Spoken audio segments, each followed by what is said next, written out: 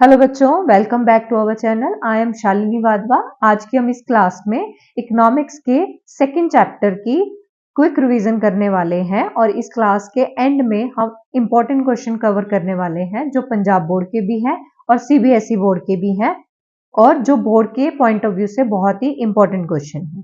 इस नोट्स की हेल्प से आप इस चैप्टर की बहुत ही क्विक रिवीजन कर सकते हो।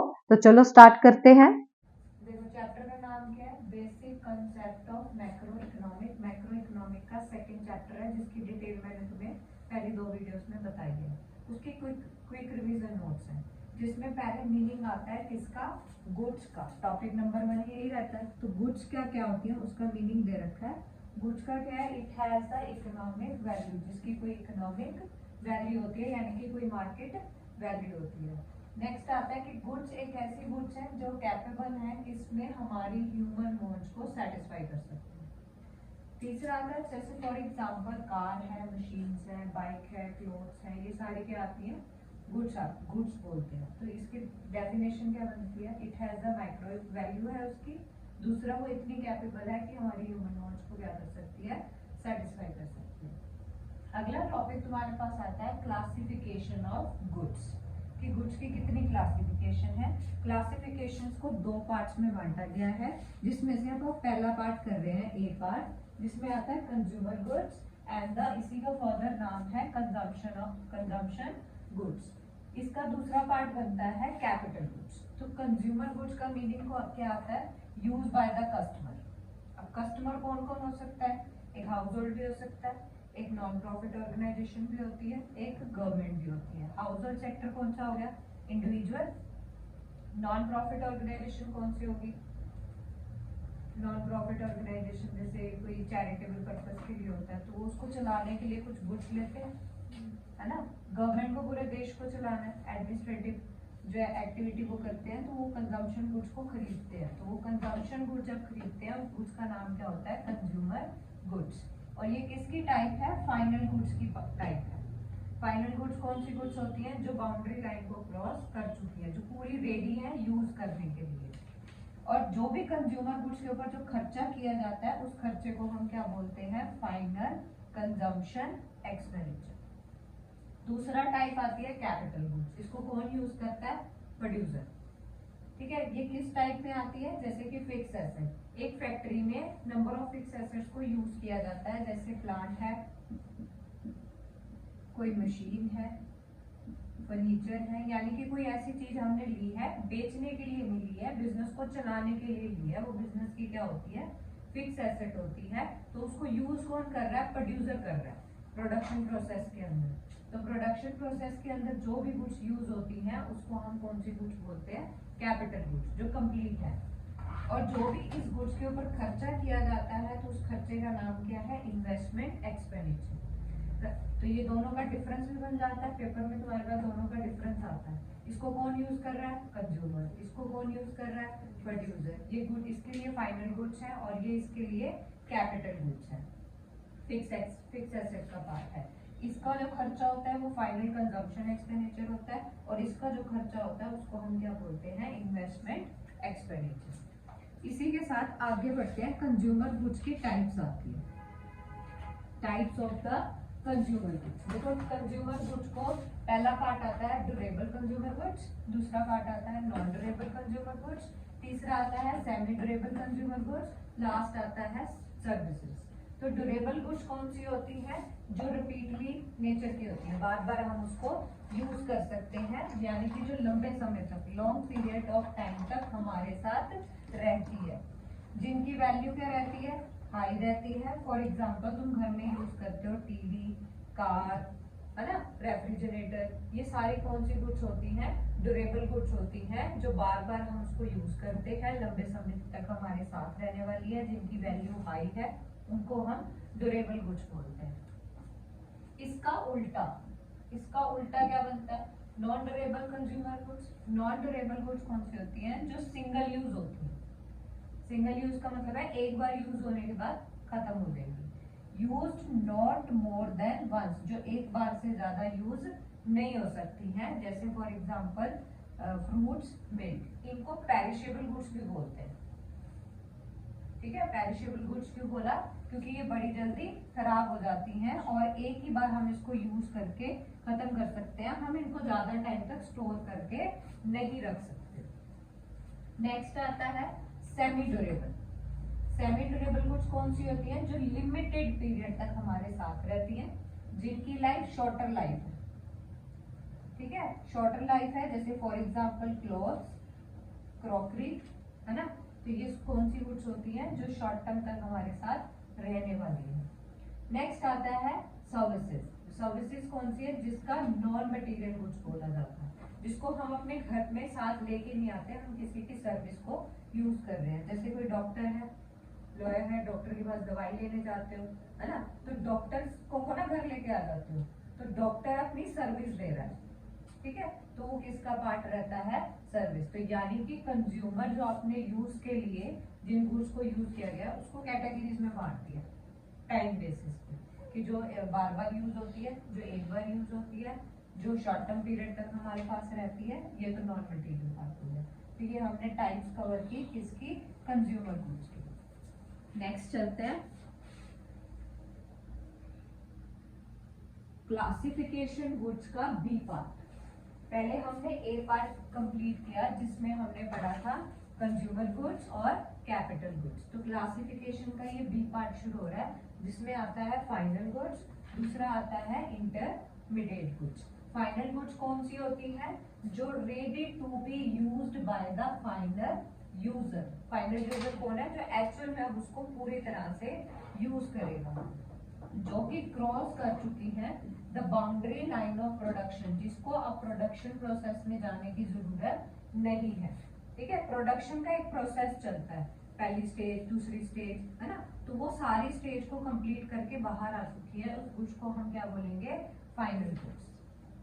फिर फाइनल गुड्स दूसरा पार्ट कौन सा है, इंटरमीडिएट गुड्स। इंटरमीडिएट गुड्स ये इससे उल्टा, जो नॉट रेडी टू यूज, जो रेडी नहीं है यूज करने के लिए।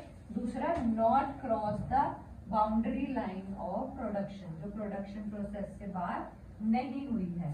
तो फिर फाइनल गुड्स, जो हम इंडिविजुअल है, नॉन प्रॉफिट ऑर्गेनाइजेशन है, ये सारे कंज्यूमर हमने पढ़े। ठीक है, ये किस तरह की गुड्स को यूज करते हैं, फाइनल गुड्स को। फिर कहते हैं फाइनल गुड्स को दो पार्ट्स में बांटा है। जो फाइनल गुड्स है, फाइनल कंज्यूमर गुड्स, जैसे फ्रूट्स, वेजिटेबल्स, ठीक है। दूसरा आता है फाइनल प्रोड्यूसर गुड्स। प्रोड्यूसर भी एक ऐसी गुड्स को यूज कर रहा है जो बाउंड्री लाइन से बाहर हो चुकी है, बट अपने प्रोडक्शन प्रोसेस में उसको यूज कर रहा है।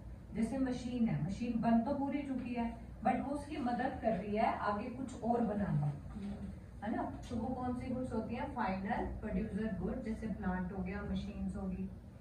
इसमें आता है दूसरी, ये कौन सी टाइप थी, इंटरमीडिएट गुड्स। इसको only use by the producer, यानी कि जो पूरी नहीं हुई है।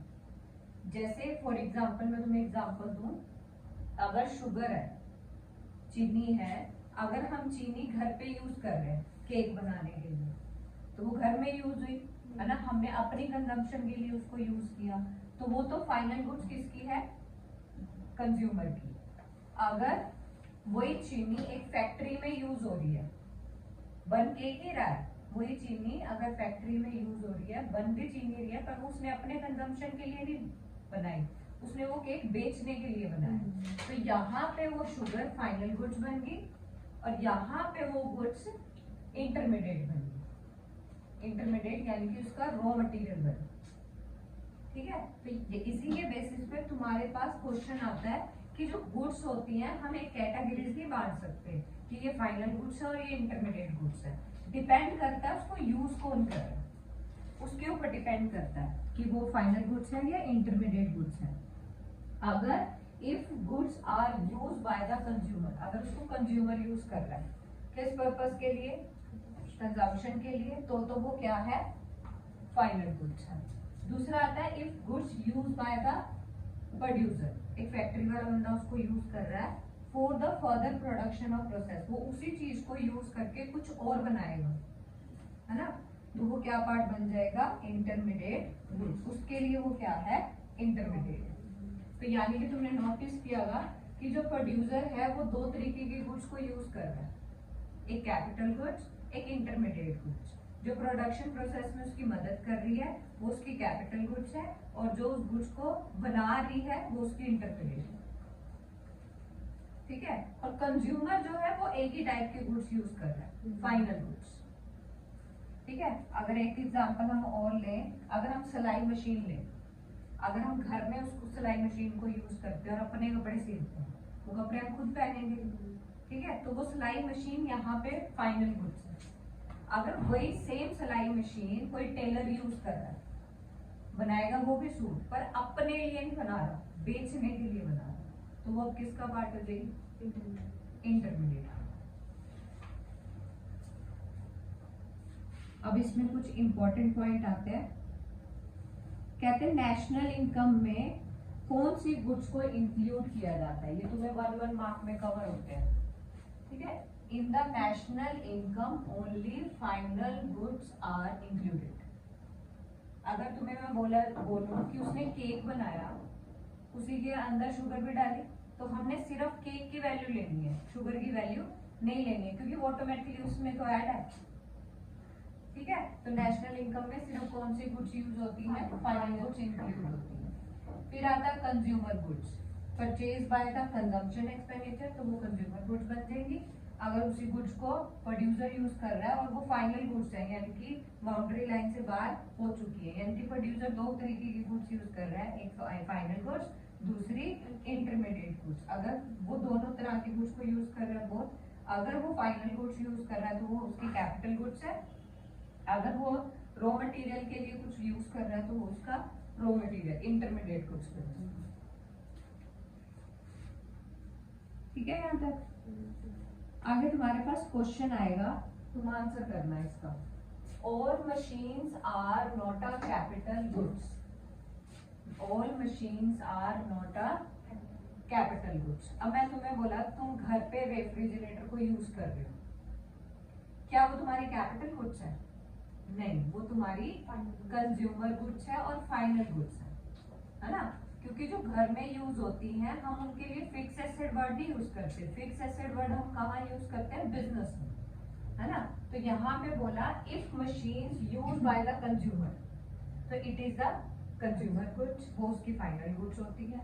बट अगर same machine use by the producer, तो वो कौन सी गुड्स बन गई? कैपिटल गुड्स के ऊपर। तो बंदा देखना है कि कौन यूज कर रहा है। अगर कंज्यूमर यूज कर रहा है तो वो कंज्यूमर गुड्स है, अगर प्रोड्यूसर यूज कर रहा है तो प्रोड्यूसर गुड्स में भी देखोगे वो क्या यूज कर रहा है, कि कोई फाइनल गुड्स को यूज कर रहा है तो फाइनल मशीन यूज कर रहा है, मशीन तो अपने आप में पूरी है ना, तो उसकी कैपिटल गुड्स है। तो वो ऐसी चीज यूज कर रहा है जो अभी पूरी नहीं है, उससे कुछ और बनाएगा, तो उसका इंटरमीडिएट है। All the capital goods are producer goods, ये बात सही है। सारी कैपिटल गुड्स प्रोड्यूसर गुड्स होती हैं, बट नेक्स्ट क्या बोल दिया इन्होंने? But producer goods are not a capital goods. क्या प्रोड्यूसर सिर्फ कैपिटल गुड्स यूज करता है? नहीं, कहते हैं producer use in a production process known as the producer goods. जो भी प्रोडक्शन प्रोसेस में यूज हो रहा है उसको प्रोड्यूसर गुड्स बोलते हैं। कहते हैं प्रोड्यूसर 2 तरीके की गुड्स यूज कर रहा है, एक आ रहा है फिक्स एसेट, दूसरी आ रही है रॉ मटेरियल। अगर वो फिक्स एसेट यूज कर रहा है तो यानी कि प्लांट एंड मशीनरी, तो वो उसकी कैपिटल गुड्स है। अगर वो रॉ मटेरियल यूज कर रहा है तो वो उसकी इंटरमीडिएट गुड्स है। तो यानी कि प्रोड्यूसर के पास सिर्फ कैपिटल गुड्स नहीं होती हैं, हाँ, पर जो प्रोड्यूसर अपने प्रोडक्शन प्रोसेस में यूज कर रहा है उसके पास ही सिर्फ कैपिटल गुड्स होती है। यहाँ तक ठीक है? यहाँ तक तुम्हारा कंप्लीट होता है टाइप्स ऑफ गुड्स का। ठीक है, नेक्स्ट आता है तुम्हारे पास most important stock and flow. ठीक है, तो स्टॉक क्या होता है? एक पॉइंट ऑफ टाइम। मैंने बोला आज की डेट कर ली, मैंने बोला 16 नवंबर का अपना बैंक बैलेंस बताओ, एक स्पेसिफिक टाइम बोला ना मैंने, तो जब मैंने पॉइंट ऑफ टाइम बोला तो वो स्टॉक है। और फ्लो क्या होता है? Period of time. ठीक है, मैंने बोला अपने नवंबर में जितनी भी ट्रांजैक्शन हुई है जो फ्लो में हुई थी, नवंबर का पूरा बैलेंस बताओ, तो एक पीरियड वर्ड यूज किया, नवंबर। नवंबर में तो इतने सारे दिन है ना, तो फ्लो क्या होता है? Period of time. इसमें कोई भी टाइम डिविजन नहीं होता, एक ही दिन है, एक ही डेट है, और इसमें टाइम डिविजन होता है जैसे per hour, per day, per month. अब कुछ एग्जाम्पल दे रखे हैं जैसे वेल्थ, कैपिटल, मनी क्वांटिटी। ठीक है, तो अगर तुम्हारे पास आए मनी कौन सा कॉन्सेप्ट है, स्टॉक कॉन्सेप्ट है, जिसमें तुम बता सकते हो कि मेरे पर्स में कितने पैसे हैं, मेरे अकाउंट में कितने पैसे, एक क्वांटिटी तुम बता सकते हो ना, तो वो एक पॉइंट ऑफ टाइम है। बट अगर तुमसे पूछा जाए तुम्हारी इनकम कितनी है, तो तुम या तो पर डे कमा रहे हो या पर मंथ कमा रहे हो, है ना। तो यहाँ पे वर्ड क्या आ गया, मनी। तो मनी एक स्टॉक कॉन्सेप्ट होती है और जो इनकम होती है वो फ्लो कॉन्सेप्ट होती है। फिर कंजम्पशन, कंजम्पशन भी जो चीज कॉन्टिन्यूसली चल रही है वो भी क्या है, फ्लो कॉन्सेप्ट है। एक्सपेंडिचर, एक्सपेंडिचर भी तुम रोज करते हो, है ना, पर मंथ पर वीक तुमसे पूछा जा सकता है, तो वो कौन सा कंसेप्ट है, फ्लो कंसेप्ट है। इसके बाद आता है अगला टॉपिक तुम्हारा इन्वेस्टमेंट का। तो इन्वेस्टमेंट क्या है, एक process in the increase in the stock of capital. तुमने कहीं पे पैसे इन्वेस्ट किए, कैपिटल का मतलब है मनी, ठीक है, तुमने कहीं पे कैपिटल लगाई और तुमने कितने उससे इंक्रीज करी। तो हम इन्वेस्टमेंट क्यों करते हैं, ताकि हमारे पैसे बढ़ जाए, है ना। दिस इज ऑल्सो कॉल्ड, इसका दूसरा नाम क्या है, कैपिटल फॉर्मेशन, क्योंकि कैपिटल बढ़ रही है। और इसका फॉर्मूला क्या है, क्लोजिंग कैपिटल में से अपनी ओपनिंग कैपिटल को क्या करते हो, माइनस, तो तुम्हारे पास चेंज इन इन्वेस्टमेंट आ जाएगा। मान लो फॉर एग्जांपल तुमने ओपनिंग कैपिटल लगाई थी 1 लाख की, ठीक है, एट द एंड वो कैपिटल कितनी होगी, 1,50,000। तो चेंज इन इन्वेस्टमेंट कितने से आया, 50। अगला क्या है, कंपोनेंट्स ऑफ इन्वेस्टमेंट। कंपोनेंट्स को 2 पार्ट्स में बांटा गया है। पहली कौन सी है, फिक्स इन्वेस्टमेंट, दूसरी कौन सी है, इन्वेंट्री इन्वेस्टमेंट। फिक्स इन्वेस्टमेंट का मतलब है तुम अपनी फैक्ट्री में, तुमने पढ़ा ना कि प्रोड्यूसर फिक्स एसेट्स को खरीदता है, तो जो फिक्स एसेट पे उसने इन्वेस्ट किया उसको कौन सी इन्वेस्टमेंट बोली जाती है, फिक्स इन्वेस्टमेंट। यानी कि increase in the stock of fix assets. या फॉर एग्जांपल तुमने 1 अप्रैल को मशीन थी तुम्हारी फैक्ट्री में 10, 31 मार्च को आते आते तुम्हारी चेंज होगी कितने से, तुम्हारी 15 मशीन होगी, ठीक है। तो 15 जब मशीन हुई तो पहले 10 थी, अब 15 होगी, कितने नई मशीनें ले आए हो, 5। तो कितना तुम्हारी फिक्स इन्वेस्टमेंट हुई इस साल में, 5। फिर दूसरी इन्वेस्टमेंट कौन सी होती है, इन्वेंट्री इन्वेस्टमेंट। ऐसे ही प्रोड्यूसर दूसरी इन्वेस्टमेंट कौन सी करता है, इन्वेंट्री के ऊपर रॉ मटेरियल खरीदता है ना। तो increase in the stock of inventory, यानी कि जो तुम्हारे स्टॉक में जो चेंज आता है उसको कौन सी इन्वेस्टमेंट बोली जाती है, इन्वेंट्री इन्वेस्टमेंट। तो उसका फॉर्मूला क्या है, closing stock minus opening stock करके तुम्हें डिफरेंस पता चल जाएगा कि साल के स्टार्टिंग में कितना स्टॉक था, एंड में कितना गोडाउन में स्टॉक पड़ा है, तो तुम्हें पता चल जाएगा हमारी इन्वेंट्री इन्वेस्टमेंट कितने से हुई है। ठीक है यहाँ तक। उसके बाद देखो अगला टॉपिक आता है, इसके कुछ इंपॉर्टेंट पॉइंट। कहते अगर प्रोड्यूसर मेंटेन स्टॉक, अगर अपना इतना स्टॉक बैलेंस स्टॉक मेंटेन करके रखता है, बैलेंस का मतलब है अच्छे से स्टॉक मेंटेन करना उन्होंने अच्छा बताया है।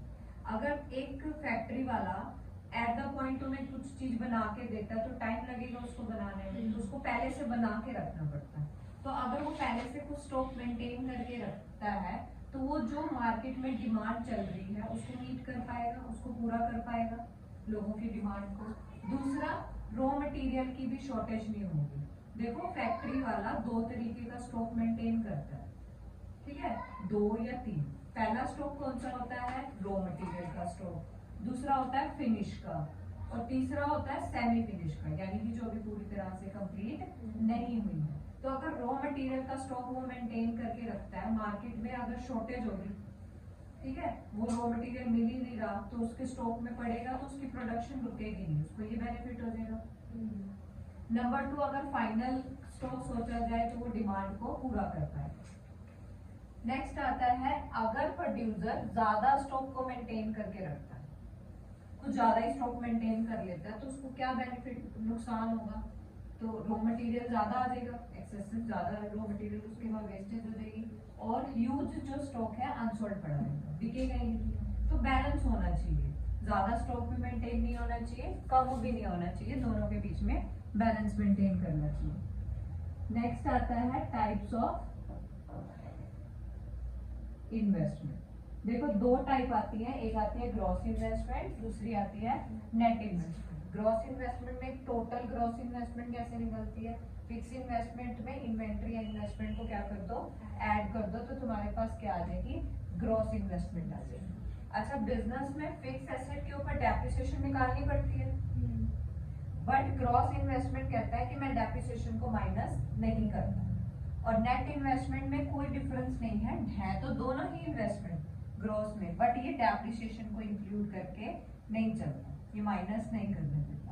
+1 में ट्रेडिंग अकाउंट बनाते थे, क्या ट्रेडिंग अकाउंट में डेप्रिसिएशन आता था, नहीं, कौन से अकाउंट में आता था, P&L, है ना, तो उससे नेट प्रॉफिट आता था। बिल्कुल सेम वैसे ही है कि जो ग्रॉस इन्वेस्टमेंट है वो डेप्रिसिएशन को इंक्लूड करके चलती है, बस इतना ही डिफरेंस जाना कि इसमें डेप्रिसिएशन को इंक्लूड नहीं किया जाता। फिर कहते हैं नेशनल इनकम में कौन सी लोगे, ये वाली, ग्रॉस इन्वेस्टमेंट को नहीं लिया जाता, दोनों इन्वेस्टमेंट को ऐड करके डेप्रिसिएशन को माइनस करके हम नेशनल इनकम में नेट इन्वेस्टमेंट लेते हैं। ठीक है,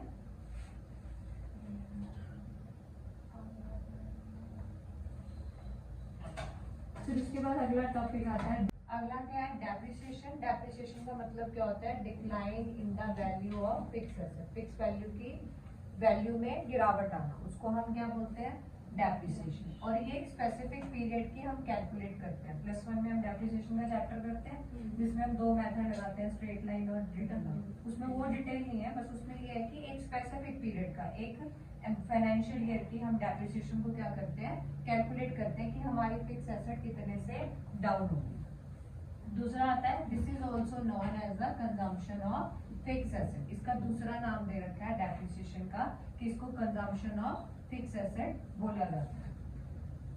ठीक है, तो ये हो गया डेप्रिसिएशन का पार्ट। आगे आता है डेप्रिसिएशन के रीजन, कि क्या कारण है हमारे फिक्स एसेट्स की वैल्यू कम हो जाती है। पहला रीजन क्या है, नॉर्मल वेयर एंड टेयर। जैसे जैसे टाइम पास होता है तो हमारी जो फिक्स एसेट होती है उनकी वैल्यू कम हो जाती है, उसको हम डेप्रिसिएशन बोलते हैं। सेकेंड आता है एक्सीडेंटल डैमेज।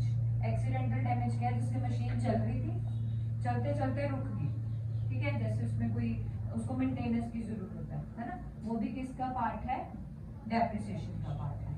नेक्स्ट आता है एक्सेप्टेड ऑब्सोलेंस। इसका मतलब क्या होता है, एक्सेप्टेड मतलब जिसको तुम सोच के चल सकते हो कि ये नुकसान हो सकता है। जैसे change in technology, technology update होती रहती है, फैशन में चेंज आता रहता है ना, तो टेक्नोलॉजी के चेंज आने से उसकी डिमांड में भी क्या आ जाता है, चेंज आ जाता है। तो जैसे कोई सेलफोन आता है, उसके बाद उसका नया फीचर है कि नया सेलफोन आ जाता है, तो टेक्नोलॉजी में चेंज आया, तो जैसे ही टेक्नोलॉजी में चेंज आया उसकी वजह से उस गुड्स की डिमांड कम होगी, तो उस लॉस को भी हम कौन सा बोलते हैं, एक्सेप्टेड ऑब्सोलेंस।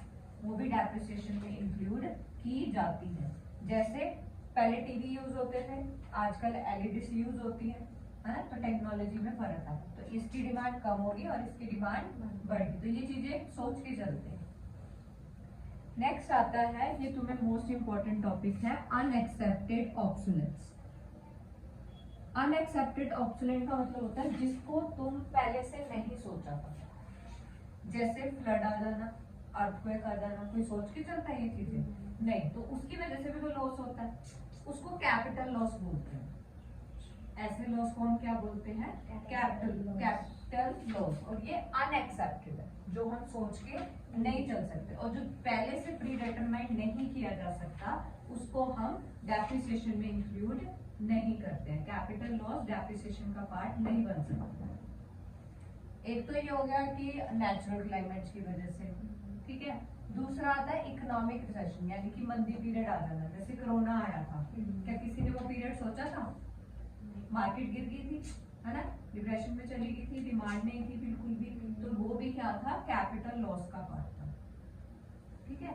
उसके बाद लास्ट टॉपिक आता है डेप्रिसिएशन रिजर्व फंड। अब मैं तुम्हें एक एग्जांपल से समझाती हूँ। जैसे फिक्स एसेट आती है फैक्ट्री में, हम ये बोल रहे हैं उनकी वैल्यू डाउन होती जाती है जैसे जैसे हम उसको यूज करते रहते हैं, है ना, बोला है ना ये बात। अब फैक्ट्री तो चलती रहेगी, कुछ पीरियड के बाद हमें उसको चेंज भी तो करना है, रिप्लेसमेंट भी तो करनी है, तो तो हम क्या कर रहे हैं, थोड़े थोड़े पैसे, हमने ये बोला कि डेप्रिसिएशन से वो डाउन हो रही है, उसको प्रॉफिट में से निकालते रहेंगे थोड़े थोड़े पैसे। तो जब उस मशीन की value at the end use करने लायक नहीं रहेगी, हम नई मशीन लेके आएंगे। तो जो पैसे हमने निकाले थे उस पैसों को हम क्या बोलते हैं, रिजर्व फंड। उससे क्या होगा, फैक्ट्री को फैसिलिट इजीली कैश मिल जाएगा, नई एसेट तुम आराम से ले आओगे। फॉर एग्जांपल, जैसे तुमने घर की कोई चीज लेनी है, रेफ्रिजरेटर लेना है, ठीक है, तो रेफ्रिजरेटर लेने के लिए पहले तुम लेके आए, उसकी वैल्यू, उसके लिए थोड़े थोड़े पैसे निकालते जा रहे हो, गोलक बना रहे हो, तो उस गोलक को जब वो खराब हो जाएगी, नई एसेट लेने के लिए दूसरे रूम में बैठ जा, उस एसिड को यूज करने के लिए हम क्या करेंगे, नई एसिड को लेके आ जाएंगे। इसीलिए इसको बोला fix asset have to be replace, fix asset को रिप्लेसमेंट करने की जरूरत पड़ती है at the regular interval, regular कुछ टाइम पीरियड के बाद। Need to be maintain the provision for fund, हम एक फंड को बना के रख लेते हैं ताकि हम इसको नहीं ले सके। For to facilitate the replacement of asset, और इस गोलक का नाम क्या है, डेप्रिसिएशन रिजर्व फंड, और इसको मेड एनुअली, हर साल हम कुछ ना कुछ पैसे नेट प्रॉफिट में से निकालते रहते हैं। तो this fund is called depreciation reserve. अब इसके आते हैं इंपॉर्टेंट क्वेश्चन इस चैप्टर के, जो कि बोर्ड पॉइंट ऑफ व्यू से इंपॉर्टेंट है। पहला आता है difference between final goods and intermediate goods, है ना। जो फाइनल प्रोडक्शन प्रोसेस से बाहर हो चुकी है वो फाइनल गुड्स है, जो प्रोडक्शन प्रोसेस से बाहर नहीं हुई इंटरमीडिएट गुड्स है। फाइनल गुड्स कौन यूज करता है, कंज्यूमर, और इंटरमीडिएट गुड्स कौन यूज करता है, तीसरा इसके एग्जांपल लिख सकते हो। नेक्स्ट आता है difference between stock and flow, ये पॉइंट ऑफ टाइम है, ये पीरियड ऑफ टाइम है, ये टाइम लिमिशन नहीं होता और ये टाइम लिमिशन होता है, फिर एग्जांपल लिख सकते हो। नेक्स्ट आता है what do you mean by the consumption of fix asset capital, यहाँ पे ये डेप्रिसिएशन के बारे में पूछ रहे हैं। डेप्रिसिएशन क्या होती है, क्योंकि तुमने पढ़ा था ना, depreciation is also known as the consumption of fix asset, है ना। तो ये उसकी डेप्रिसिएशन के बारे में लिखोगे कि ये फिक्स एसेट की वैल्यू डाउन चली जाती है, ठीक है, उसके बारे में डिटेल में लिखना। फिर अगला क्वेश्चन कौन सा है, some goods may be fix goods और इंटरमीडिएट गुड्स एक्सप्लेन। तो यहाँ क्या कहना चाह रहे हैं, कुछ गुड्स अगर तो कंज्यूमर यूज कर रहा है तो वो फाइनल गुड्स है, अगर वो प्रोड्यूसर यूज कर रहा है तो वो इंटरमीडिएट गुड्स है। अगर प्रोड्यूसर उसको फाइनल गुड्स की तरह यूज कर रहा है, वो उसकी फिक्स एसेट है, तो वो उसकी फाइनल गुड्स है, ये एक्सप्लेन करोगे। अगला डिफरेंस आता है difference between the consumer goods and capital goods, this is used by the consumer और this is used by the producer. जो भी फिक्स एसेट प्रोड्यूसर यूज करता है उसको हम कौन सी गुड्स बोलते हैं, कैपिटल गुड्स। अब तुम्हारे पास 1 मार्क्स में इसमें कुछ भी पूछ सकते हैं। 1 मार्क के क्वेश्चन देखो, मनी क्या है, स्टॉक कंसेप्ट, कैपिटल क्या है, स्टॉक कंसेप्ट, नेशनल इनकम पूछा जाए या इनकम पूछा जाए, flow concept, wealth, stock concept, dividend interest regular basis पे मिलती है इसलिए फ्लो कंसेप्ट, एक्सपेंडिचर भी रेगुलर बेसिस पे होते हैं इसलिए क्या है, स्टॉक फ्लो कंसेप्ट। अगला क्वेश्चन क्या है, व्हाट इज कैपिटल गुड्स, कौन सी गुड्स होती है कैपिटल गुड्स, जो प्रोड्यूसर यूज कर रहा है अपनी फिक्स एसेट के लिए उसको कौन सी गुड्स बोलते हैं, capital goods. But are the intermediate goods, जो प्रोडक्शन के लिए। आगे what are the stock variable, इसमें वही लिखना है, स्टॉक कंसेप्ट, हाँ, और फ्लो कंसेप्ट जो period of time. Give the 2 example of flow concept, depreciation और इनकम जीडीपी, हाँ। Explain the basic classifying the goods into the intermediate goods and the final goods, give the 2 example. इसमें difference बताना है किसके बीच में, final goods में और intermediate goods में, उसके एग्जांपल भी बताने हैं। नेक्स्ट, हाँ, और फाइनल गुड वो होगी जो कंज्यूम करने के लिए चलेगी, हाँ, और 2 एग्जाम्पल लिखोगे इसके। फिर अगला जो क्वेश्चन है इसमें तुम्हें रीजन भी बताना है और तुमने ये भी बताना है कि ये इंटरमीडिएट गुड्स है या ये फाइनल गुड्स है। तो पूछा क्या गया है, machine purchase by the dealer of machine. ये इंटरमीडिएट है। हाँ बिल्कुल सही आंसर। इसमें हमेशा गलती होती है, हम सोचते हैं कि ये तो प्रोडक्शन प्रोसेस से बाहर हो चुकी है तो हम बोलेंगे फाइनल। नहीं, ये किसने लिया है? डीलर ने लिया है, जो उस मशीन में डीलर करता है, फिर आगे उसको बेचेगा, है ना। तो फिर इसलिए वो कौन सा पार्ट है? इंटरमीडिएट का पार्ट है। आगे, a car purchase by the house holder, final. Final goods है। आगे तुमने बताना है कि ये कैपिटल गुड्स है या कंज्यूमर गुड्स है। एक car use as a taxi, capital good, और रेफ्रिजरेटर इन अ होटल, ये भी कैपिटल गुड। ये भी कैपिटल गुड्स है क्योंकि ये आगे अर्निंग पर्पस के लिए है। और air conditioner is a house consumer goods है क्योंकि वो घर में यूज हो रही है, हम डायरेक्टली इसको कंज्यूम कर रहे हैं, इसलिए कौन सी गुड्स है? ये कंज्यूमर गुड्स।